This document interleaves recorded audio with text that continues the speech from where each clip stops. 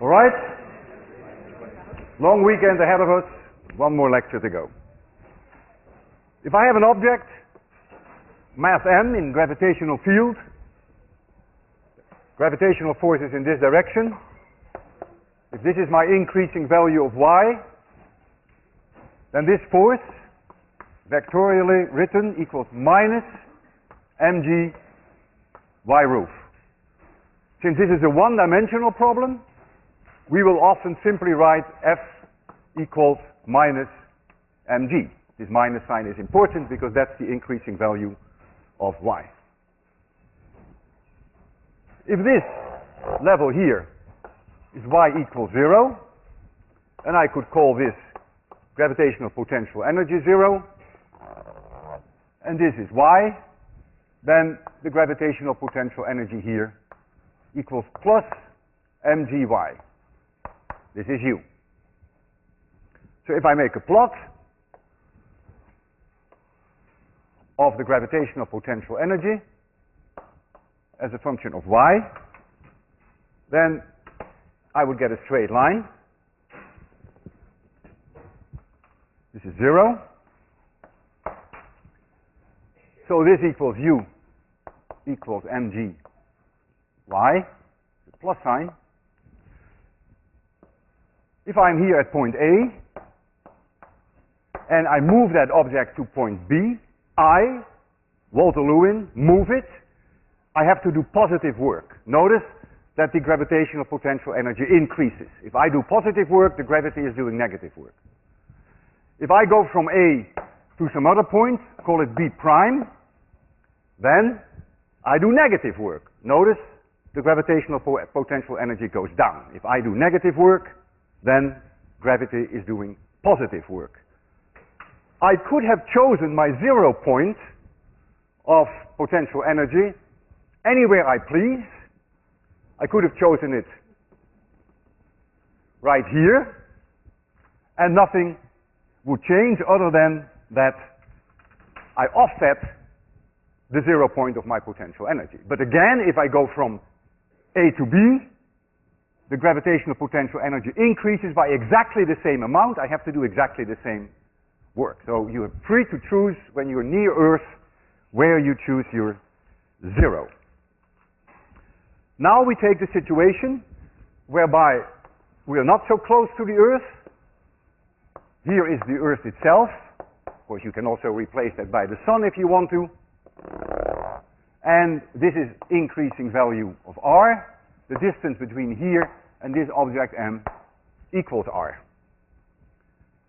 I now know that there is a gravitational force on this object, Newton's universal law of gravity, and that gravitational force equals minus m Earth, g, divided by this r squared, r roof. So this is a vectorial notation. Since it is really one-dimensional, we would, just like we did there, we would delete the arrow and we would delete the unit vector in the positive r direction, and so we would simply write it this way. The gravitational potential energy we derived last time equals minus m Earth g divided by r. Notice here is r and here is r squared. And if you plot that, then the plot goes sort of like this. This is r. This is increasing potential energy. All these values here are negative. And you get a curve which is sort of like this. This is proportional to 1 over r. Now, of course, if the Earth had a radius which is this big, then of course this curve does not exist. It stops right here. If I move from point A to point B with a mass m in my hand, notice that the gravitational potential energy increases. I have to do positive work. There's no difference. If I go from A to another point, B prime, which is closer to the Earth, notice that the gravitational potential energy decreases. I do negative work. If I do positive work, gravity is doing negative work. If I do negative work, gravity is doing positive work. Right here near Earth, where this 1 over r curve hits the Earth, that is, of course, exactly that line. That dependence on y is exactly the same as the dependence on r, and then you can simplify matters when you're near Earth, when the gravitational acceleration doesn't change, you get a linear relation. But that's only an exceptional case when you don't move very far. The gravitational force is in the direction opposite the increasing potential energy. Notice that when I'm here, the gravitational force is in this direction. Increasing potential energy is this way, the force is in this way. When I'm here, gravitational potential energy increases in this way, the gravitational force is in this direction. When I'm here, the gravitational potential energy increases in this direction, the gravitational force is in this direction. When I'm here, the gravitational potential energy increases in this direction, the gravitational force is in this direction. The force is always in the opposite direction than the increasing value of the potential energy. If I release an object at 0 speed, it therefore will always move towards a lower potential energy, because the force will drive it to lower potential energy. Now I change from gravity to a spring. I have a spring which is relaxed length L. I call this x equals 0. And I extend it over a distance x. And there's a mass m at the end. And there will be a spring force. And that spring force, F equals minus kx. It's a one-dimensional situation, so I can write it without having to worry about the arrows. There is no friction here. It's clear that if I hold this in my hand, that the force Walter Lewin equals plus kx. It's in the direction of increasing x. If I call this point A at x equals 0, and I call this point B at x equals x, then I can calculate the work that I have to do to bring it from A to B. So the work that Walter Lewin has to do to bring it from A to B is the integral in going from A to B of my force dx. It's a dot product, but since the angle between the two is 0 degrees, the cosine of the angle is 1, so I can forget about the fact that it's a dot product. I move it in this direction.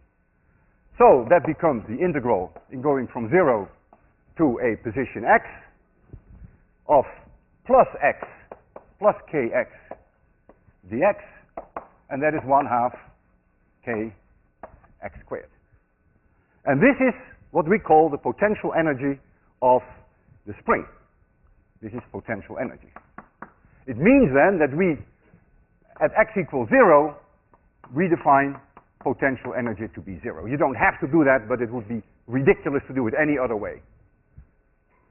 So in the case that we have the near-Earth situation of gravity, we had a choice where we put our 0 potential energy. In the case that we deal with very large distances, we do not have a choice anymore. We define it in such a way that the potential energy at infinity is 0. As a result of that, all potential energies are negative. And here, with the spring, you don't have a choice either. You choose at x equals 0, you choose potential energy to be 0. So if you now make a plot of the potential energy as a function of x, you get a parabola.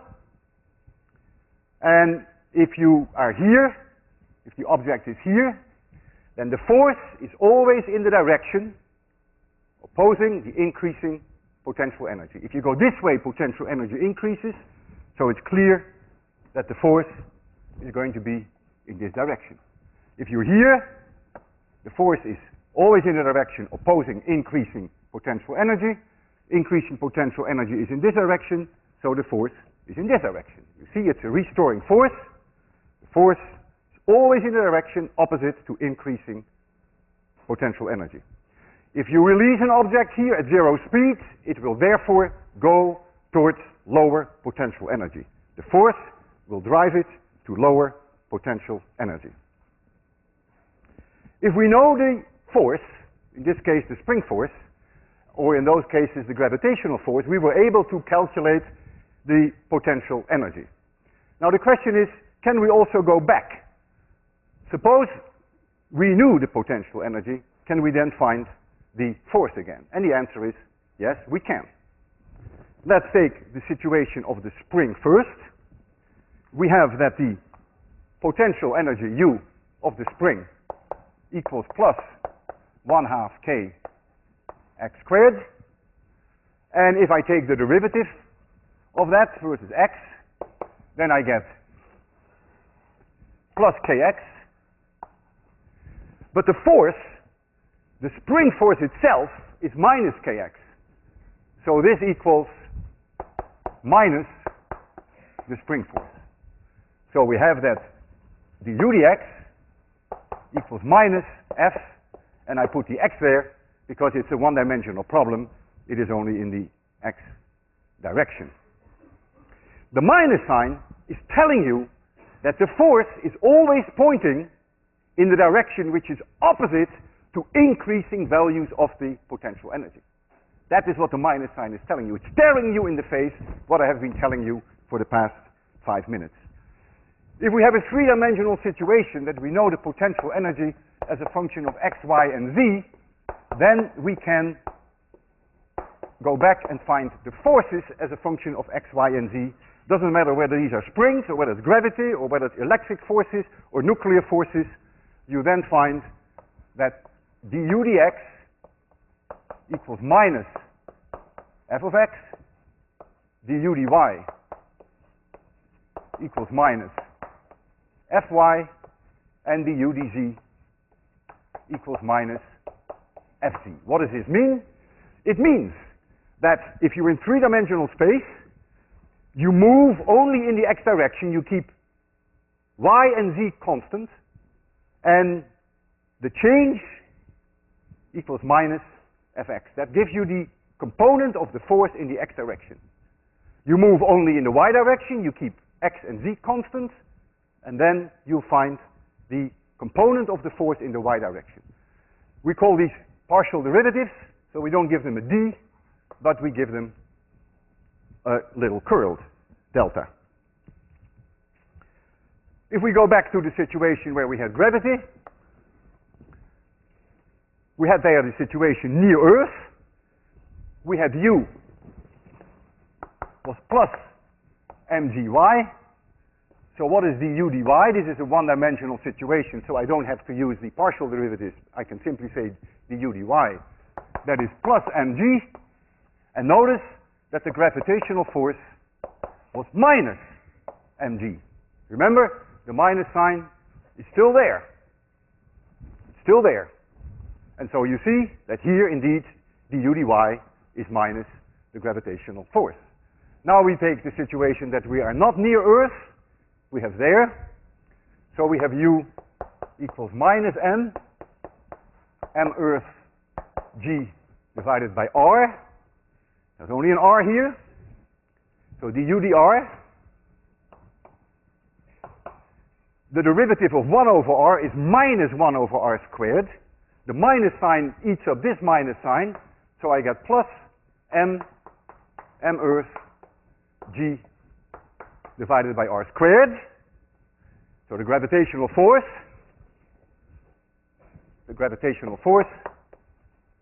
equals minus that. It is minus du dr, and indeed that's exactly what we have there. Minus that value. So whenever you know the potential as a function of space, you can also always find the three components of the forces in the three orthogonal directions. Suppose I have a curved surface, literally a surface here in 26/100, which sort of looks like this. Something like this. I call this arbitrarily y equals 0, and I could call this u gravitational potential energy 0 for that matter. So this is a function y as a function of x, and the curve itself represents effectively the gravitational potential energy. This is y, and this is x. So the gravitational potential energy u equals mg y, but y is a function of x, so that is also u times m, excuse me, that is m times g times that function of x. There are points here where du dx equals 0. I'll get a nice mg in here. Where 0, and where are those points? Those points are here, here, here, here, and here. If the u dx is 0, it means that the force, the component of the force in the x direction is 0, because the u dx is minus the force in the x direction. So if we visit those points, for instance here, then there is of course gravity, mg, if there's an object there, in the y direction, in the minus y direction, and there is a normal force in the plus y direction, and these two exactly cancel each other. So the net result is that here, here, here, here, and there is no force on the object at all, so the object is not going to move, it's going to stay put. Well, yes, it's going to stay put. However, there is a huge difference between this point here and that point there.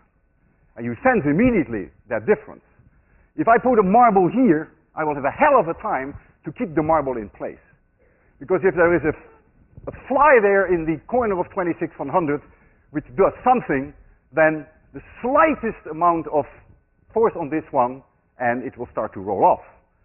In fact, what will happen is it will go to a lower potential energy.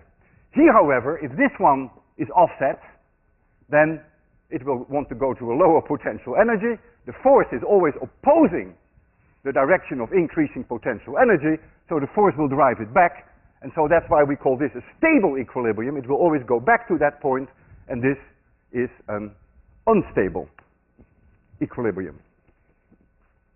We have a setup here, and I would like to show you how that will work. So we do have something that is a curved object. It's a track. Let me give you a little bit better light condition. So you see it there.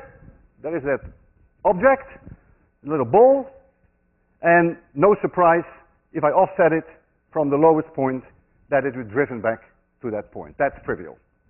What is less trivial is that there is a point here whereby indeed the net forces are 0, and it is not easy to achieve that, but I will try to put it there so that it indeed stays put. I'm not too fortunate. It is very difficult. I'm trying. No. Yeah, did it. It's there.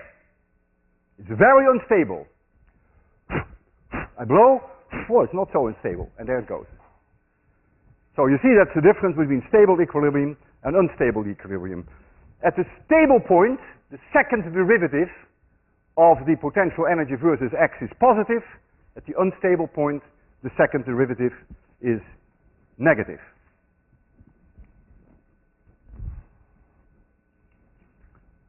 I'm going to return now to my spring,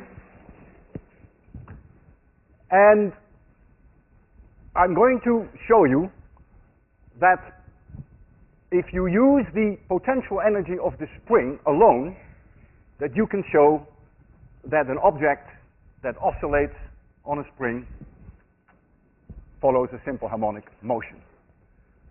So here is u as a function of x, and this is the parabola that we already had. Is equals 1/2 k x squared. Let the object be at a position x maximum here, is going to oscillate between plus x max and minus x max. When it is at a random position x, there is a force on it, and the force is always in the direction opposing the increasing potential energy, so the force is clearly in this direction. It's being driven back to equilibrium. When it is there, it will have a certain velocity. The velocity could either be in this direction or it could be in that direction.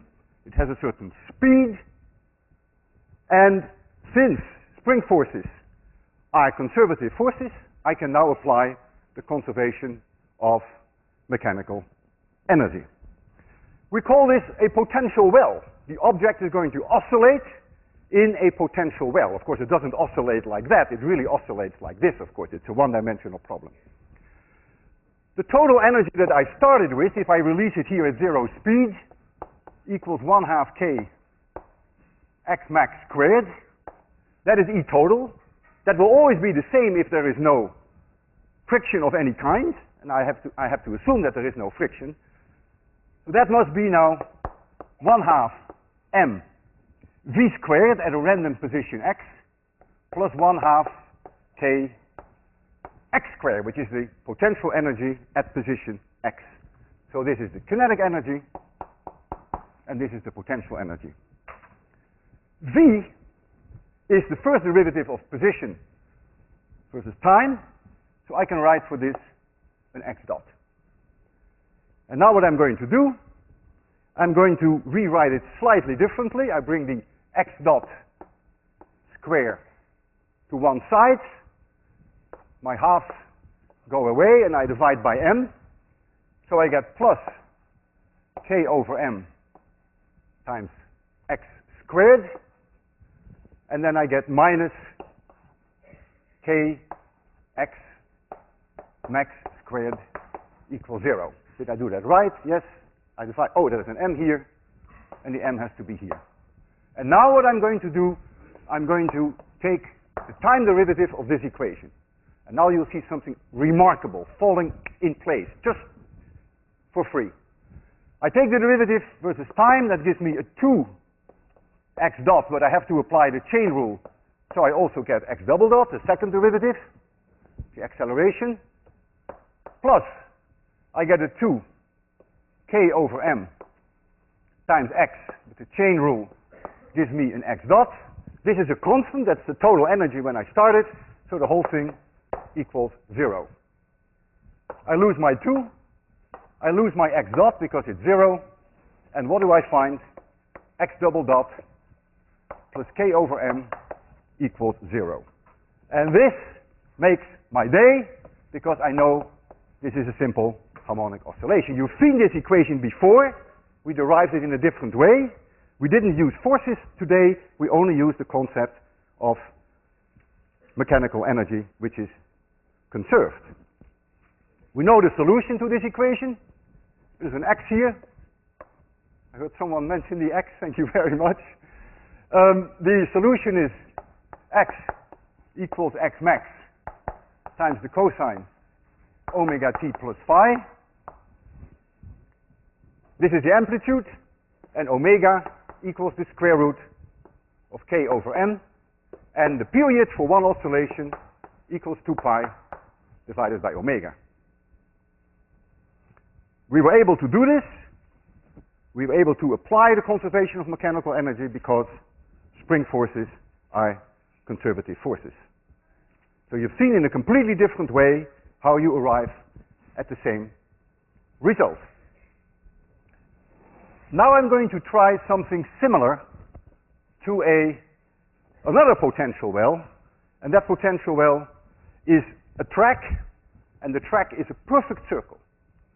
And I'm going to slide down that track an object mass m, and I'm going to evaluate the oscillation along a perfect circular track. And to make it as perfect as I can, I even have here a pair of compasses. Make it a... That's the track. And the track has a radius r. And at this moment in time, the angle equals theta, and here is the object. I call this x equals 0. That is also, of course, where theta equals 0. This is increasing value of y, and I choose this y equals 0. And so the gravitational potential energy of this object is its own mgy. So I have to know what this y is, and therefore I have to know what this distance is. That's very easy. This one here equals r cosine theta, and so this one is r minus r cosine theta. So the potential energy equals mg times r 1 minus cosine theta, if I choose 0 there. I'm free to change that, but that's of course a logical thing to do here. Notice if theta equals 0, and the cosine theta equals 1, then you find u equals 0. That's of course, I have defined it. That's the way I defined my y equals 0. So u equals 0. Notice that when theta equals pi over 2, if the object were here, that you find that the potential energy u equals mgr. That's exactly right, because then the distance between here and the y0 is r. So this is the potential energy as a function of angle theta. The velocity of that object as a function of theta is given by r v theta dt. And I can make you see that very easily. Let this be the angle d theta. So it moves in a short amount of time over an angle d theta. And the arc here is ds. And the radius is r. The definition of theta, that's the definition of theta, which is in radians, is that ds divided by r equals d theta. That's our definition of radians. So I take the derivative, the time derivative, left and right. So I get the ds dt, which of course is the tangential velocity along that arc, equals r times d theta dt, for which you can write r theta dot. The theta dt is sometimes called omega, which is the angular velocity. But keep in mind that in this case, the angular velocity omega, if you want to call this omega, which is the angular velocity, is changing with time. The angular velocity is 0 when you release it, and is a maximum when it goes to the lowest point. So I can now apply the conservation of mechanical energy, because I know what the velocity is at any angle of theta, and I know what the potential energy is. So let the total energy be just the mechanical energy, which depends on my initial conditions. Wherever I start, maybe it's just that I release it here with 0 speed, maybe I give it a little speed. It is a number. It is a constant. So that is going to be 1/2 mv squared at a random angle of theta, and that means this is v, so that is r squared times theta dot squared. This is simply 1/2 m v squared, nothing else. So this is the kinetic energy. Plus the potential energy, which is mg times r times 1 minus cosine theta. And this is always the same, independent of the angle of theta, because gravity is a conservative force. So this is the conservation of mechanical energy. this angle cosine theta is really a pain in the neck. And therefore, what we're going to do is something we have seen before. We're going to make a small angle approximation. Small angle approximation. And we're going to write for cosine theta 1 minus theta squared divided by 2. That is a very, very good approximation. That approximation is way better than the one we did before when we simply said the cosine of theta equals 1. Remember we did that once? We said, oh, for theta is very small, the cosine of theta is about 1. If we did that now, we would be dead in the waters. Because if we said the cosine of theta is 1, this becomes 0 and you end up with nonsense. Because it would say that the mechanical energy is changing all the time because this velocity is changing all the time. So we cannot do that. We would kill ourselves if we did that. The approximation is really amazingly good. If I give you here theta in radians, and I give you here the cosine of theta, and here I give you 1 minus theta squared over 2, then if I take 1/60th of a radian, and I pick 1/60th, since that is approximately 1 degree, but I pick exactly 1/60th, and I ask what the cosine is, that is 0.999, and then I have an 861114. Just use my calculator. Then I calculate what 1 minus theta squared over 2 is, and I find 0.999861111. That is very, very close. That only differs by 3 parts in a billion. That is very close.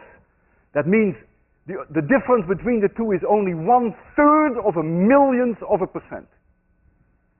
Suppose now I go a little rougher and I go to 1/5 of a radian, which is about 12 degrees.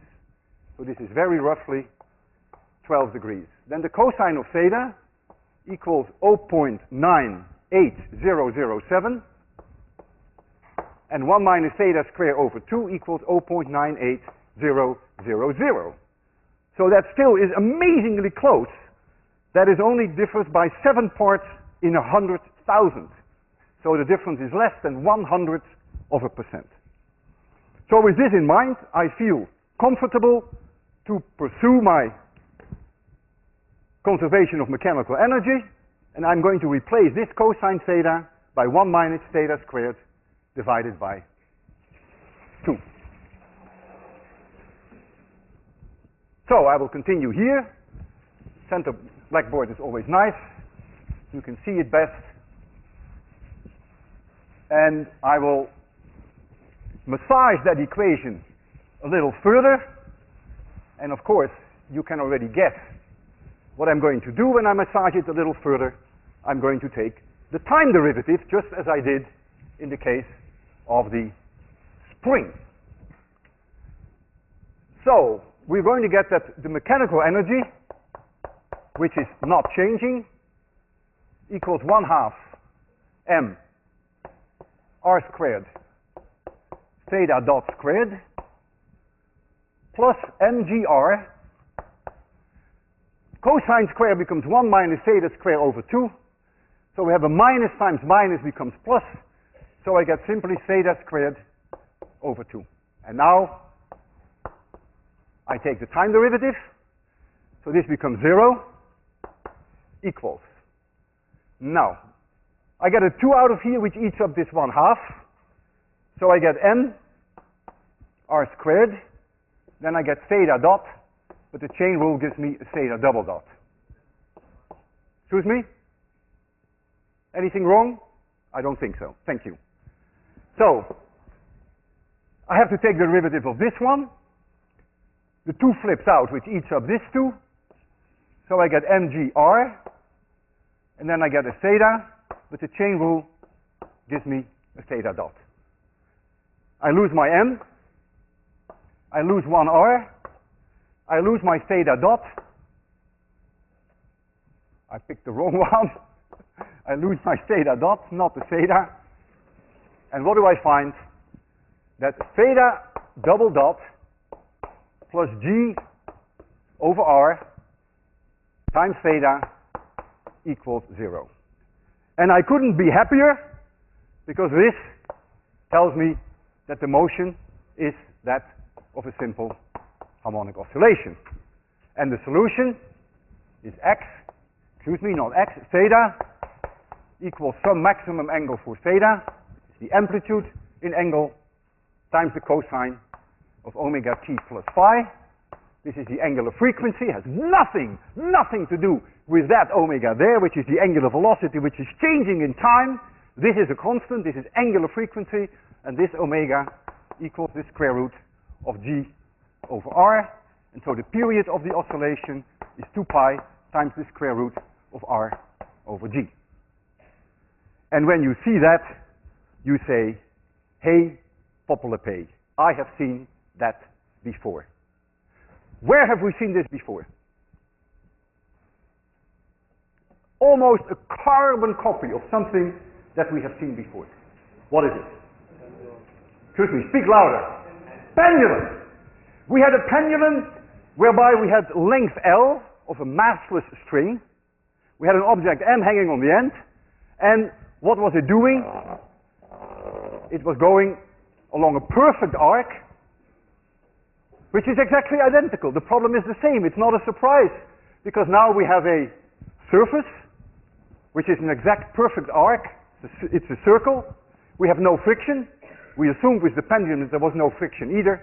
So it shouldn't surprise us that you get exactly the same period that you had with the pendulum, and except that, of course, with the pendulum, what we called L is now R. Gravity is the only force that does work, and so it is justified to use the conservation of mechanical energy, because gravity is a conservative force. We used the small angle approximation to make it work.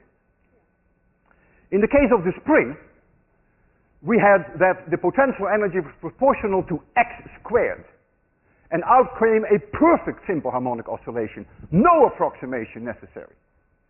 Now we forced this potential energy, we forced it into being dependent on theta squared. That's really what we did. You see, that is the term of the potential energy that you have there, and by the approximation of cosine theta being 1 minus theta squared over 2, we forced this term to become quadratic in theta, and therefore now, with that approximation, it becomes a perfect simple harmonic oscillation. Now comes a key question. I said gravity is really the only force that does work. Is that true? There's no friction for now. Is that really true? When we had the pendulum, it's true that it's gravity. That's clear. There's a gravitational force, which is mg, but there is also tension. We never mentioned that. We didn't even talk about it when we did the conservation of mechanical energy. When the object is here, sure, there is gravity. And sure, there is no friction, so there is no force along the arc, but there must be a normal force. Is the tension not doing any work? Is the normal force not doing any work? Did we perhaps forget something? Remember last week I put my life on the line. I was so convinced that the conservation of mechanical energy was going to work that I almost killed myself. Not quite. With this huge 15.5 kilogram pendulum that I was swinging. I believed in the conservation of mechanical energy. And I overlooked the tension. Is it possible that the tension does perhaps positive work? If that's the case, I could have died. What is the answer? Is the tension doing any work? And in the case of my circular track, is perhaps the normal force doing any work? What is the answer? I want to hear it loud and clear. No. No. Why is it no? Why is it not doing any work? Because what? Exactly. You got it, man. That's it. The force is always perpendicular to the direction of motion. And since work is a dot product between force and the direction that it travels, neither the tension nor the normal force does any work. So don't overlook the force, but do appreciate the fact that they don't do any work. Great. So now I'm going to show you a demonstration which I find one of the most mind-boggling demonstrations that I have ever seen. We do have a circular track. You have it right in front of you. That is a circle, although you may not think it is, but it is. And that circle has a radius which, according to the manufacturer, is 115 meters with an uncertainty of about, I think it's about 5 meters. It is extremely difficult to measure, and even during transport you think it could change. Let me try to clean this a little better. And so the radius of this, the radius of curvature of our arc, which is also an air track, equals 115 plus or minus 5 meters. So we can calculate now what the period of oscillations is. The whole track is 5 meters long. So half the track is about 2.5 meters. So the angle theta maximum is approximately 2.5 meters, which is half the length of the track, divided by 115, and that is an extremely small angle. That is about 1.2 degrees. Because this is in radians and this is in degrees.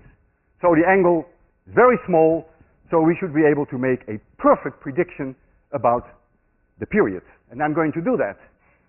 I take 2 pi times the square root of r over g, and r is 115. 115, I divide it by g. I take the square root, I multiply by 2, I multiply by pi, and I get 21.5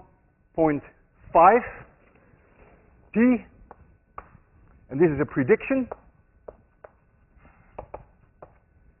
equals 21.5. The uncertainty in r is about 4.3%. Since we have the square root of r, that becomes 2.2%.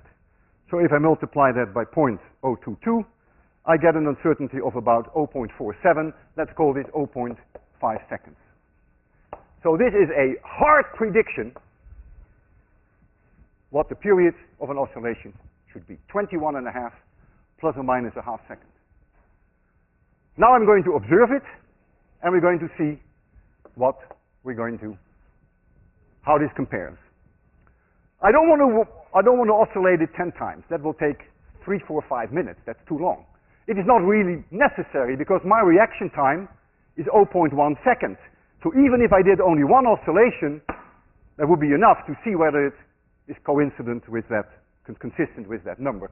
However, it is such a beautiful experiment. It's so much fun to see that object go back and forth in 21 seconds that I will go, for your pleasure and for my own pleasure, I will go 3 oscillations.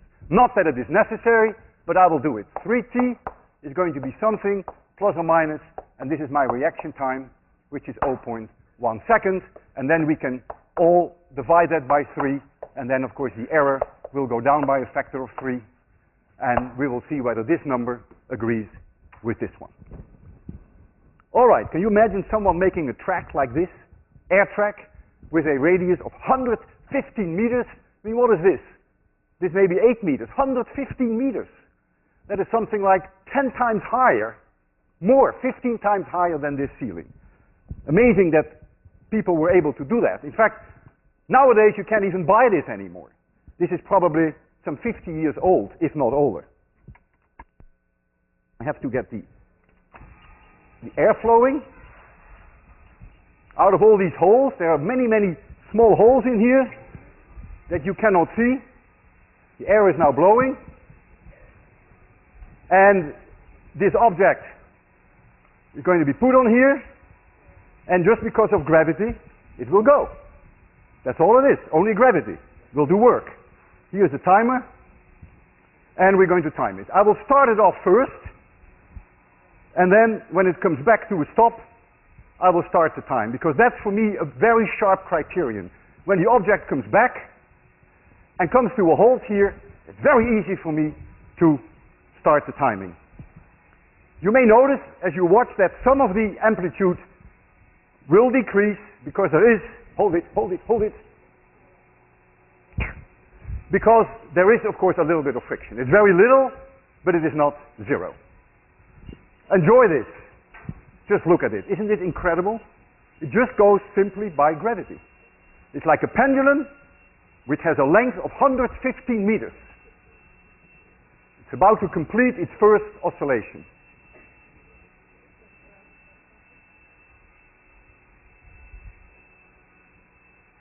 It goes back. Actually, some of you may be able to see the curvature. You can really see that it is not straight. So we're coming up to the second.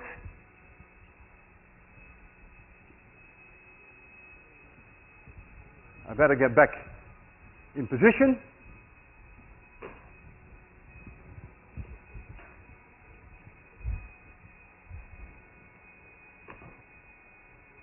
So when it stops here, it has made 3 complete oscillations.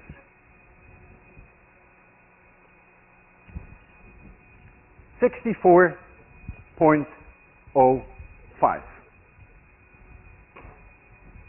Let me turn this off.